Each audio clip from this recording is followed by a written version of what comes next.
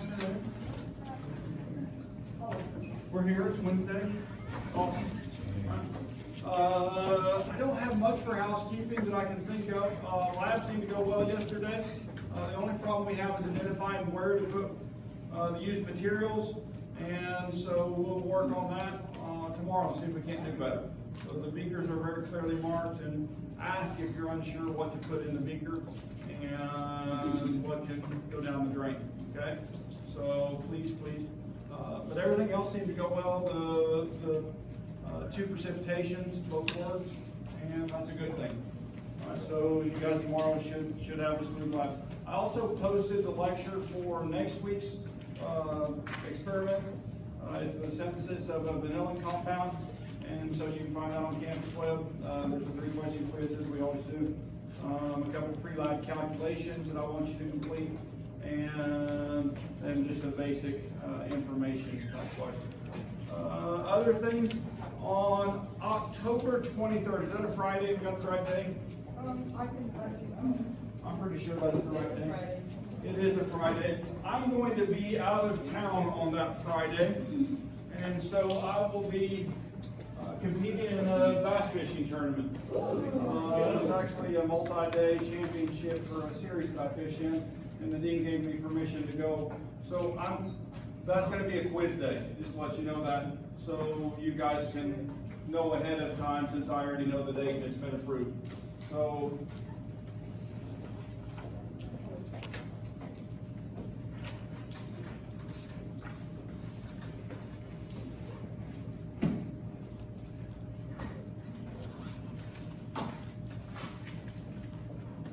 four, 5, and maybe part of 6.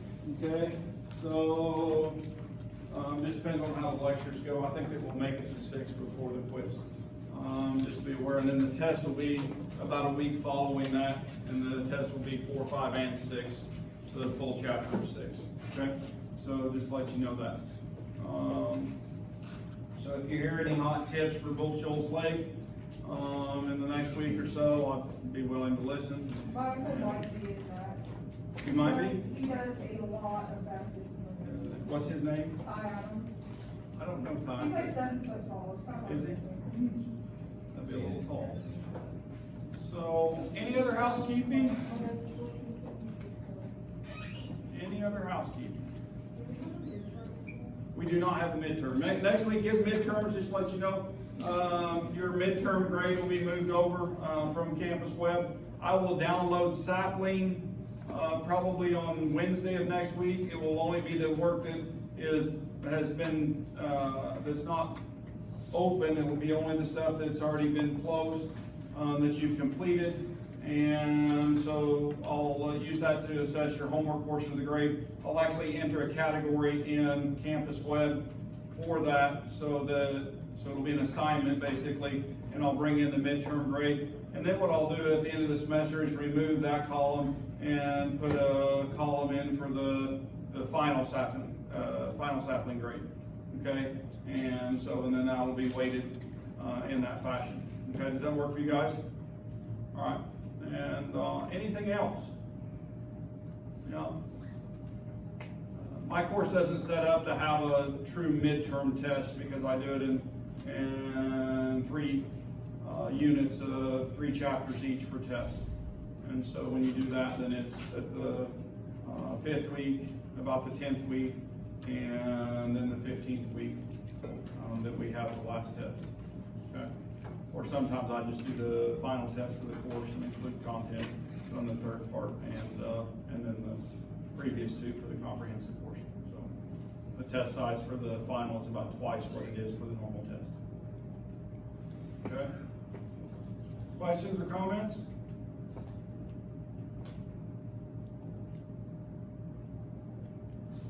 All right. Last time we moved into chapter 5, and we covered this slide. We were talking about we're going to look at exchange reactions, right? A reaction pattern type, and we're going to look at reduction oxidation reactions. And so we're going to do that, and we're going to do it from a perspective to look at ions and electrons moving and those types of things. So So we're going to go back and practice some stuff that we learned early on in chapter 1, and then the polyatomic ions, which were chapter 3 or 4. And so we're going to start using those in a different perspective. So you'll have the opportunity to relearn those. And so I asked you guys, what would I want you to do with these rules that are on the board? Memorize them or learn them, however you want to say that. You need these, okay? These are super useful. And what do we know about the alkali metals? They're always soluble, right? What about nitrates, acetates, chlorates, perchlorates? What about all those? They're always soluble, aren't they? Okay? So they're like the alkali metals. They're the anions that are like the alkali metals. Whenever I have those present, that means it will dissolve in water. That's what it means to be soluble, right? You guys with me? Now, almost always soluble are the chlorides, bromides, iodides, and sulfates, okay? Most of them are, with some exceptions, and those exceptions are on the board, right? And those exceptions for the chlorides, bromides, and iodides are silver, mercury, and lead, okay? Silver, mercury, and lead. Now, for the sulfates, it's a different list. It's the earth alkaline metals, right? Calcium, strontium, barium, and then also lead. All right, you guys with me? All right, now, what about the next page? What's it going to be? Usually insoluble. And so if we learn phosphate, carbonate, hydroxide, oxalates, and sulfides, those are mostly insoluble. If I want to get a salt out of my stockroom that will dissolve, and it's got one of these is the anion, what cation am I going to use? What cation am I going to use to make it soluble? The alkali metals, because all alkali metals are soluble. You guys catch that? So that rule is applying right here, and if you read that, that's what it says. All phosphates are insoluble except those of the ammonium ion. Now the ammonium ion is like an alkali metal, it behaves just like that, okay? And then group 1 elements, right?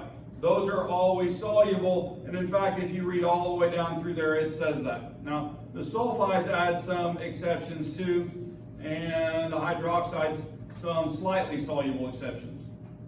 All right? But I do want you to know these. Do what you can to get these down and practice them. Now, how are we going to use this? Well, we're going to start looking at precipitation reactions. And so I started looking at this, and this is showing a nice picture of a precipitation reaction. And in fact, half of you did this reaction, well, yesterday, and half of you, the other half, are going to do it tomorrow, right? Because we're using it as an analytical step in our lab this week. And instead of having sodium sulfate for the lab, what did you have in place of that? What salt? What did you dissolve that made the blue color? Copper sulfate, right? And so you had copper sulfate pentahydrate that you dissolved, and you put in barium, right? As I believe it was barium chloride for the lab, wasn't it? And so you put in barium chloride, and what did you make? You made a solid, you filtered, and what was the solid? Barium sulfate, right? And then what's the other salt that's still aqueous for yesterday's experiment? The solution remained blue because why? The copper was still in solution, right? We removed the sulfate and left behind a chloride ion, so we have copper chloride remaining in solution. Yeah, and that's why it remained blue. Cool. Now the other one, we took the blue out, didn't we? Yeah, and so it was actually directly precipitating the copper. This alcyladoxine was precipitating it directly. And in fact, for the lab, I asked you to do what we're about to learn today. Okay? So what we're about to learn in relationship to these types of equation is a skill that I want you to have. So we're going to write equations for exchange reactions, right? And we're going to start writing total ionic equations and net ionic equations. But realize that when things are aqueous, they can dissociate, right? And so you have to identify what the charge on the ion is when you split it up, and we can put plus signs between those. And the ionics that we disassociate are the ones that are what? We just learned a table. What was the table about? Solubility rules. So the ones that are soluble, we disassociate. The ones that are insoluble, what? They precipitate out, right? Or remain solid in their chemistry, okay? So keep certain molecules together. Now, there's also covalent molecules we don't separate. What's an example of a covalent small molecule? Or a molecular compound? Water? Does water separate? No, not in any way that we would count it for this, right? What about things like acetic acid?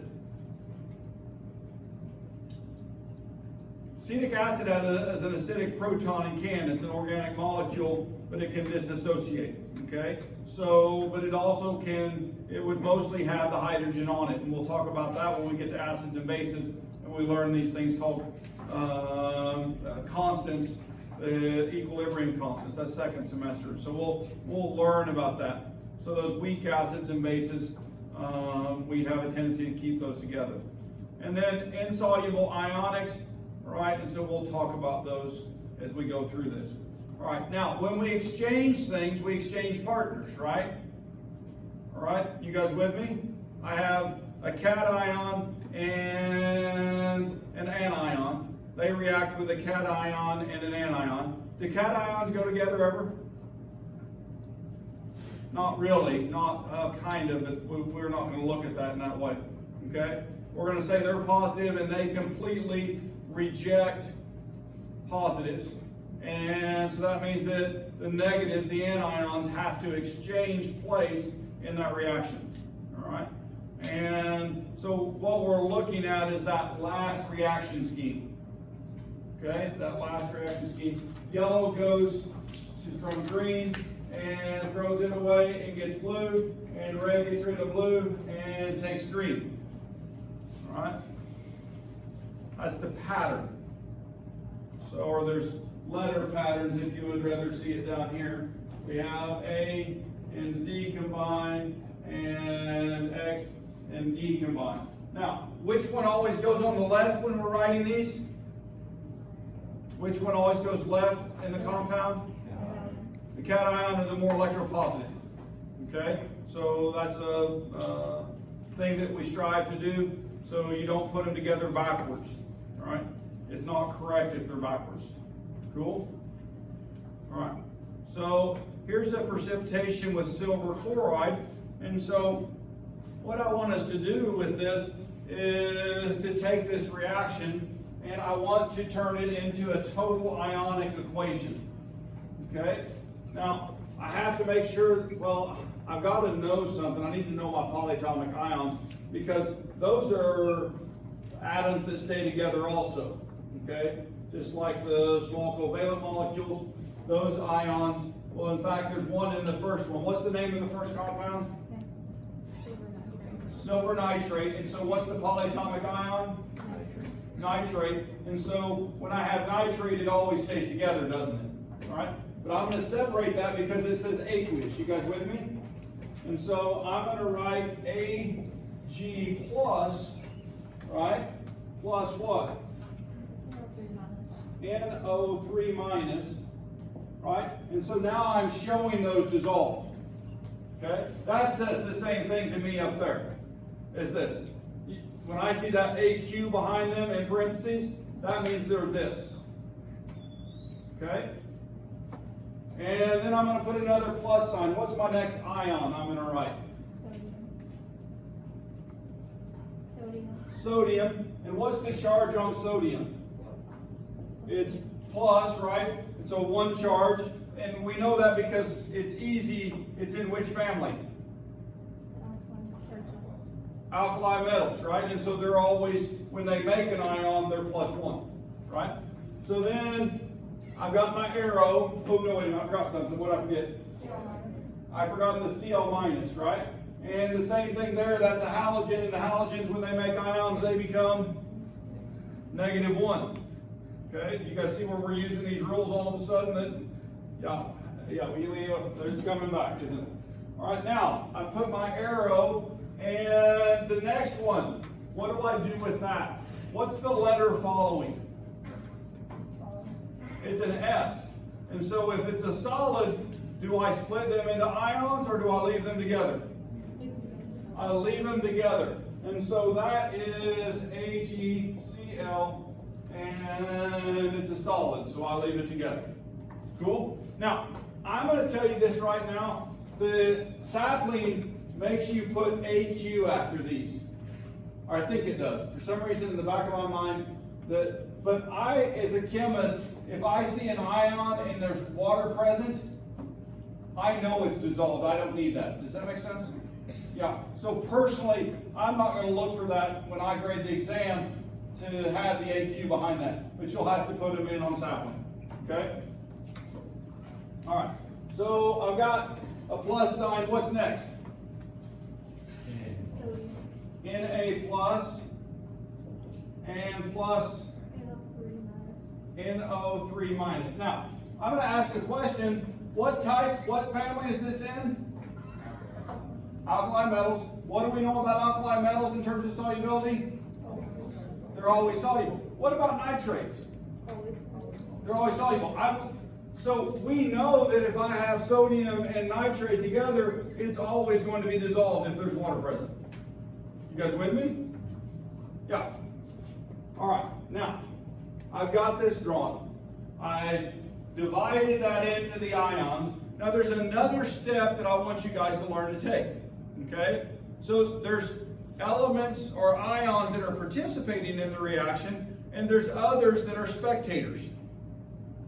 Okay? So someone who's participating is going to change from left to the right, from one side of the arrow to the other.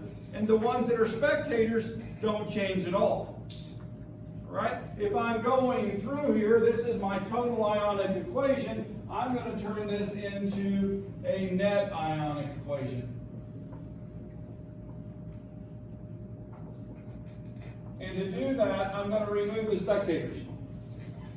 Okay, I'm going to remove the spectators. What's spectating here? The nitrate is the same on both sides, and the sodium is the same on both sides. And so now if I go down and write the net ionic equation, then I bring down what didn't cancel from either side. And so I would write that as Ag plus Cl minus yields AgCl, and that's solid. Now, I'm going to ask a question, okay?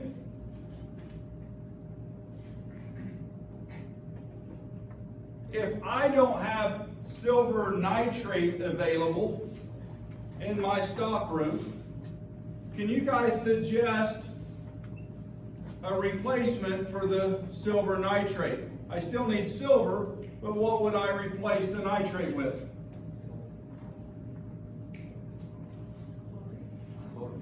A chlorate. I could go to the stock room and get silver chlorate or silver acetate and do the same thing. Now, I have to be careful because sometimes they participate in the chemistry, especially when I get into carbonates and stuff like that. They do crazy things, right? But for the most part, that's true. You guys with me? What did you say what did you say the things that you marked out? What did you say? Those are called spectators, right? Because they're just sitting there watching. They aren't playing in the game. Okay? So they're called spectators. Now I wouldn't want to pick chloride, silver chloride. Why wouldn't I want to pick silver chloride? Well, that's what I'm getting out, and it's also, would it dissolve in the first place? No, it wouldn't. Okay, you guys with me? So when I go to the stock room and I need silver ions in solution, I wouldn't pick the chloride, I wouldn't pick the iodide, I wouldn't pick the bromide because they what? They won't dissolve. Now, I can actually do other reactions with those, but that's in the future. Okay, so hang on to that. We'll learn more about that as we go. All right, Cool, you guys with me? Yeah.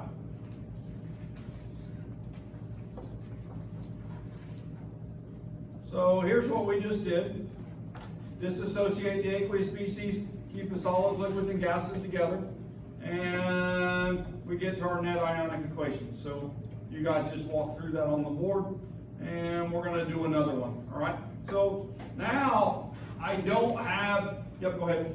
So how come we only, for the net ionic, how come we only put down the silver and the chloride? Because they're the two ions that actually do something. They change form from left of the arrow to right of the arrow. So they, since they change and they're different on the side. They're different on left and right of the arrow. Okay. So if you look at so let's look again, right? If we look over here, then silver, nitrate, all of those are ions, right? Mm-hmm. And on the other side, these two are still ions, right? Yes. These two are no longer ions, so they're different on the other side of the arrow, so we keep those. Okay? That makes sense. Yep. So we're looking for the thing that changes.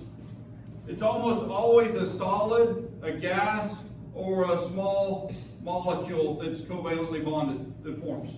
Okay? It's one of those things. And we call those formations, they drive the reaction. Okay? If I have, well, let's do this one first and we'll talk about when I have all solubles on both sides and they all cancel out, then I have what? No reaction. Okay? Nothing happens. But this one I do have. And so, now what's missing? Anybody else have any more questions? That's a great question. I should pause for a second because we got one. Anybody else? All right, try this reaction. Now, there's something you're going to have to do in addition to what we've been doing. And I didn't identify what's aqueous and if anything precipitates out of this. Okay, so you have to use your solubility rules on this. Now, what about potassium iodide? Would you be able to write an AQ next to that? What's the rule? Which rule are you using? All alkali metals are soluble, right? So you know the rule you're using. What about the second compound, the lead nitrate? And what's the count on the lead right there? What's the charge on the lead? It's lead 2, isn't it? Because each nitrate is a -1. All right? So the lead 2 nitrate is soluble, you guys said? And what's the rule? All nitrates are soluble. All right? What about the next one? Potassium nitrate. It's soluble, 2 rules there, right? Alkali metals and nitrates. What about the last one? Lead iodide. Iodides are soluble except lead, silver, and mercury, right? So you guys are starting to store those, I hope, all right? If we keep practicing them, we're going to get them all down. So that means that I need you guys to write a total ionic equation. I'm going to leave this one up so you can kind of model it, right? I'm going to leave this one up so you can kind of model it, and then I'll erase it and see how I can do doing this one, okay?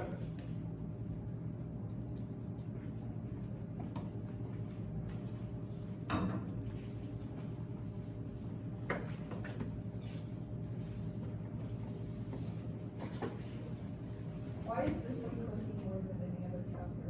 Do what? Why is this chapter clicking so much better than the other chapter? Maybe it's because there's no algebra. Probably.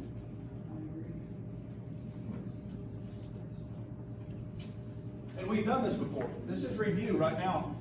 Isn't it? I mean, in a way, you're identifying the ions, right? And just taking compounds and turning them. So this is review from earlier on in the semester. Okay? And then you're just taking it to go another step.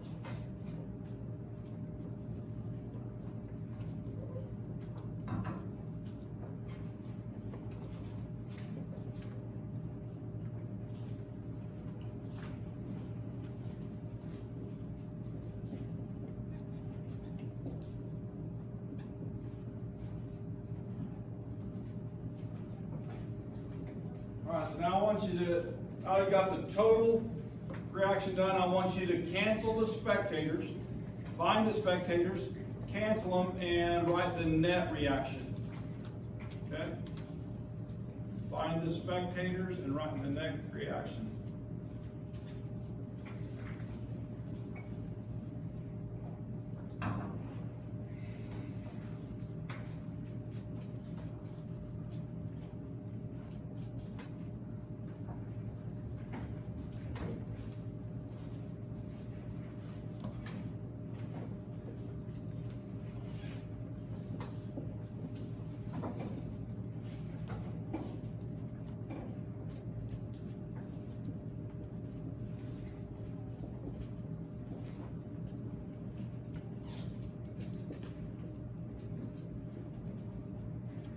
Now the big thing is did you remember the coefficients, right? And for example, there's two KIs, right? So that means there's two I minuses. And so you account for those here and there because there has to be a balance of ions on both sides. Don't forget that we still have to balance, right? We still have to balance. How many people got our net reaction? Yeah.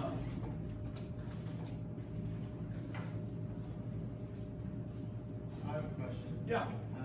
So I had on my net reaction, I had 2i plus lead 2 plus. Then I started having flip flop. Does it matter? So all I did was, out of habit, I wrote the positive ion first. Okay. Okay, does that make sense? And so since I only had two present, my brain just put those in the order that they were going to end up in over here.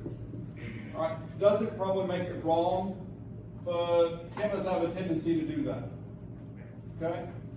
So like, do that on the test. I would accept that, yeah. It's a general chemistry, yeah. I would expect my juniors and seniors to do what I do. Okay? Yeah.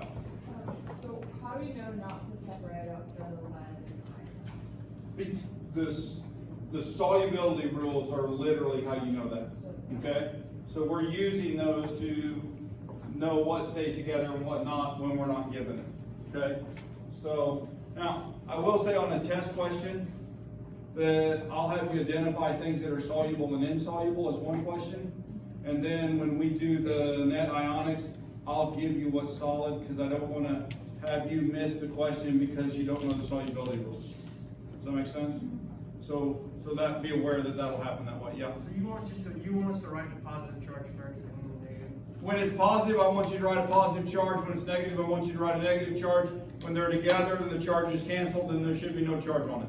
Okay, but you want us to write the positive charge in front of the negative charge like you did? Oh, on this here? Yeah. No, I flip that back and forth because both are accepted in literature. Okay. All right, I just go back and forth between the two. Some days I feel like the number should go first, and other days I feel like the charge should go first. I don't know why. It just, some days are different, right? So, but you'll see it published both ways. I'm not sure which is correct. I've never investigated it. So, but I've got general chemistry books that have both sides. Okay. All right. So there's our aqueous and solid put in, then our total ionic equation, and then our net ionic equation.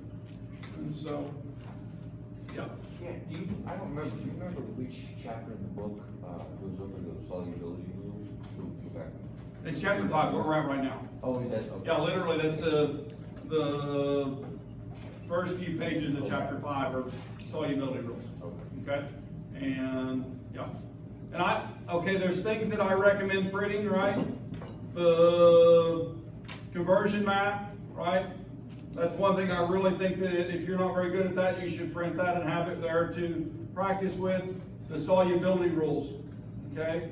To me, if you don't grasp those very readily, then print those so you can use them to do these types of problems. Does that make sense? Yeah, or open your book to that page. Right, but there's key things for doing these types of things. And Now I'm going to add a level of complexity to it. Okay? Now we have sodium phosphate plus magnesium nitrate. Okay? Sodium phosphate plus magnesium nitrate. And so now you're going to have to write a reaction from the names. And then you're going to have to put in your own arrow and tell me what the products are.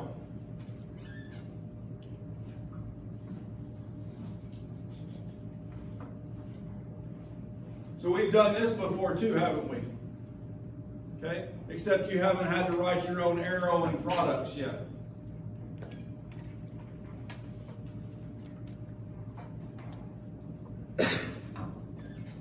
Students always ask me, how do you know how to write a chemical equation, right? Because you know these rules. You've learned them.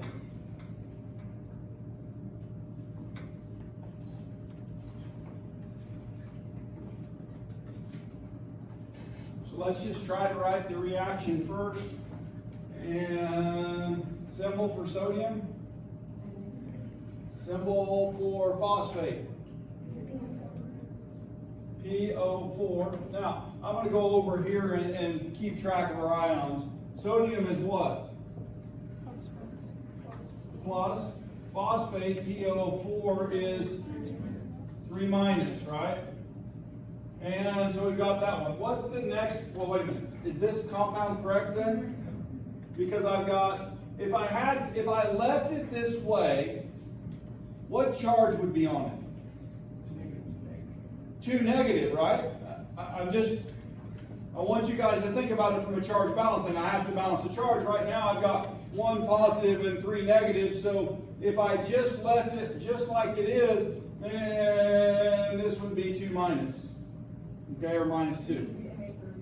And so to balance that, it's Na3. Yeah.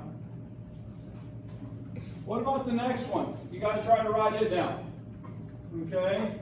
It's magnesium nitrate. Magnesium nitrate.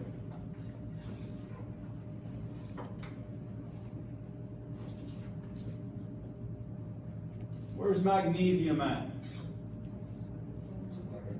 It's Mg. Not to be confused with Mn, which is manganese, right? So Mg is magnesium, and I'll write it over here. Mg, and somebody said +2 or 2 plus. Are you guys agree with that? I said +2. Yeah, +2, 2 plus, same thing. All right, so it's got a +2 charge on it. And then what's the other ion? NO3 nitrate. And what's the charge on NO3? Minus. Now I leave those together, don't I? Why do I leave those together? Because they're a what? Polyatomic ion. I leave these together because they're a polyatomic ion. So you have to be able to identify your polyatomic ions. Yes? Will we need multiple of those to balance it? Well, you need multiple of the nitrate to balance it. What do you guys think? Yes. So how do you do that? You write your magnesium. You put in a parenthesis, right, to include all of the nitrate, right? And then what? Put a 2 subscript on the parenthesis. So it's saying there's 2 nitrates that are attached to that magnesium. And the answer is yes. Okay? Yeah. Good question. All right, now I'm going to ask a question right now. Can we go ahead and write the phases that are present? Yeah. So what's this one? Phosphates are insoluble, right? Except for what? The alkali metal. So this is AQ, right? And what about magnesium nitrate? All nitrates are soluble, so this is AQ. All right, now I want you to finish this. Now, what's going on here? We got a double displacement going, right? So you're going to take the cation from each one and switch the anions. Take the cations and switch the anions.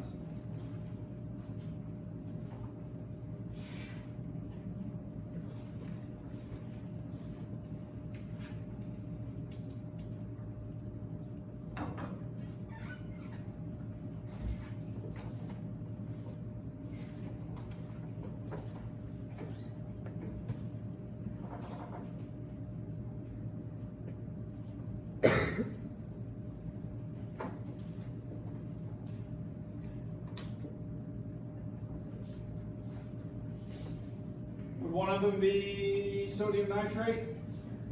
No. What's the second one? Magnesium phosphate. Now, am I going to need parentheses right here? Yes. I am, aren't I? Because we want to keep those together, right? Now, the lasso and drag works right here. The magnesium is what? 2 positive, and so that means that I can take that 2 and put it right there. And the phosphate is what? 3 minus, right? But I take the 3 and move it right there, and now I have a balanced charge compound. Okay? The reaction? No, I missed one, didn't I? What did I miss?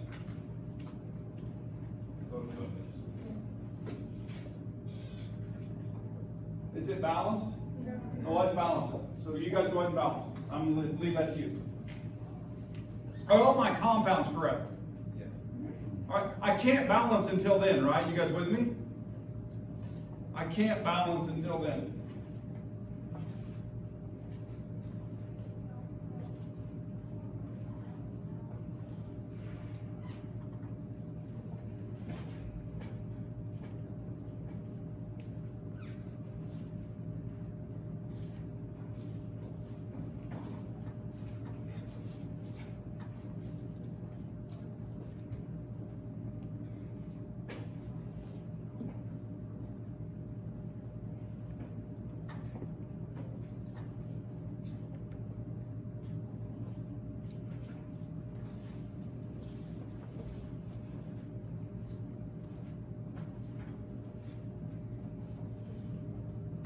I've only got 1 magnesium here, and I've got 3 down here, so I'm going to start there.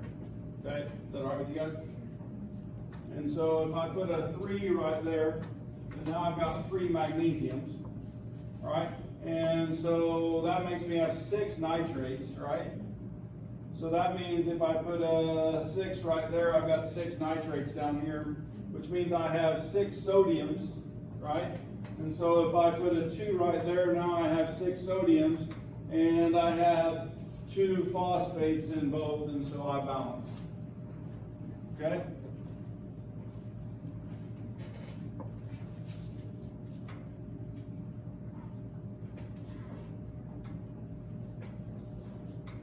That's called balancing by observation, isn't it? Sometimes that gets hard to do more than some other techniques. Okay? All right. Wow. We've now got a reaction. Okay? What's the next thing I'm going to have you do? I want the total and net ionic reactions. Okay? I want the total and net. Oh, wait a minute. We need phases on the bottom down here. I'm sorry, I forgot that. What's the phase of the sodium nitrate? Aqueous. That's important, isn't it? All right. And what about the magnesium phosphate? Solid. What rule are we using? Solubility rules. Phosphates are insoluble except with the ammonium ion and the alkali metals.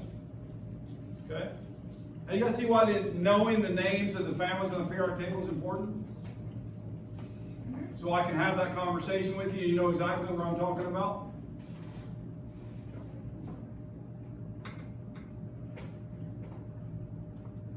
I'm going to let you guys work.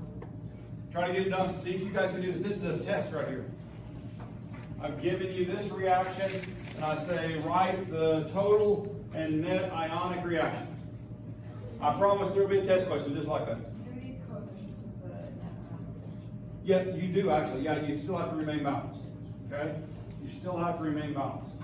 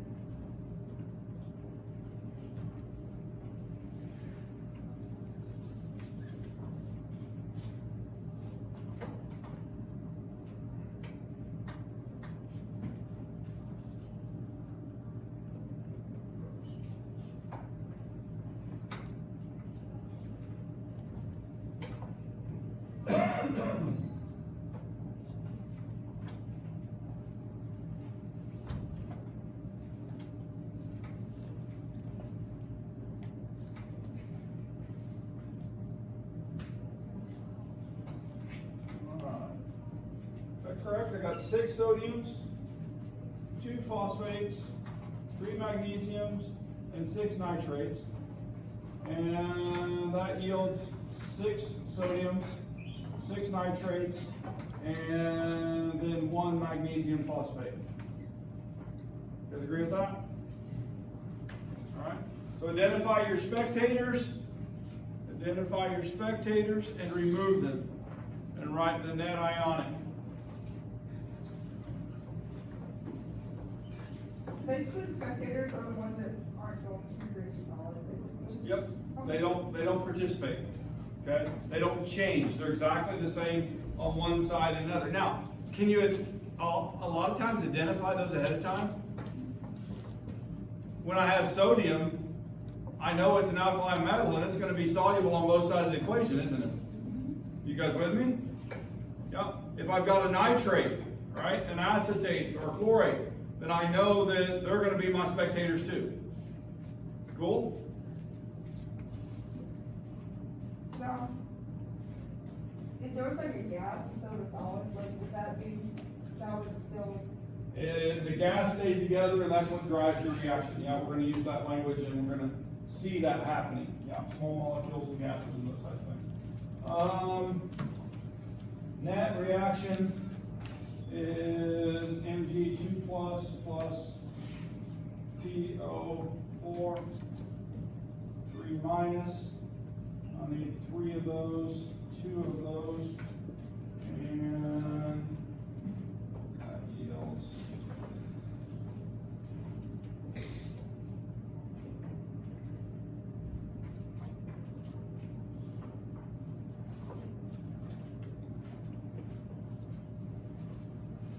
Does it help to work through these and see these like this? No. It's the best way to do it. It's just to work through a number of problems, okay? The best way to do it.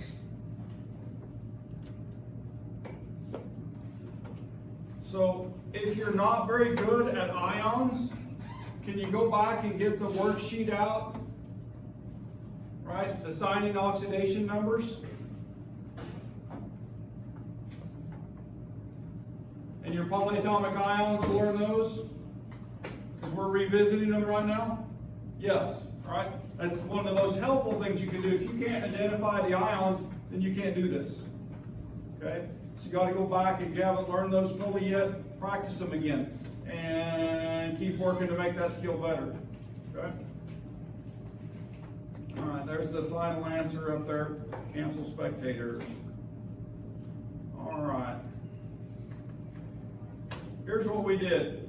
Okay, here's what we did. We considered the species that are available, right? Over on that left-hand side, we actually wrote the ions out. Is that a good idea when you're doing these? To identify your ions, to put the right charge on them, and yeah, in my mind, it really is, okay? And so, and then look at the reaction itself, right? And know that cations won't go together, anions won't go together, so you're going to exchange anions, right? And so identify that and what products are made. And then I've got another word, is a covalent compound formed up there. Everything we've done so far has been a precipitation reaction, okay? It's not going to be the case. The next thing we're going to look at, we're going to actually make water, a small covalent molecule, right? And we're going to do that with acid-base chemistry, and we're going to do net reactions for acids and bases in that way. And so what drives them is the formation of the small molecule, the covalent molecule of water. Cool? All right, but we're going to do that next time. And then we're going to write and balance those, and then write a complete ionic, show dissociation charges and phases, and then we're going to cancel the spectators out to get to the net ionic equation. You guys got this? Yeah. So we'll do some more practice next time on acids and bases. Have a great day, guys.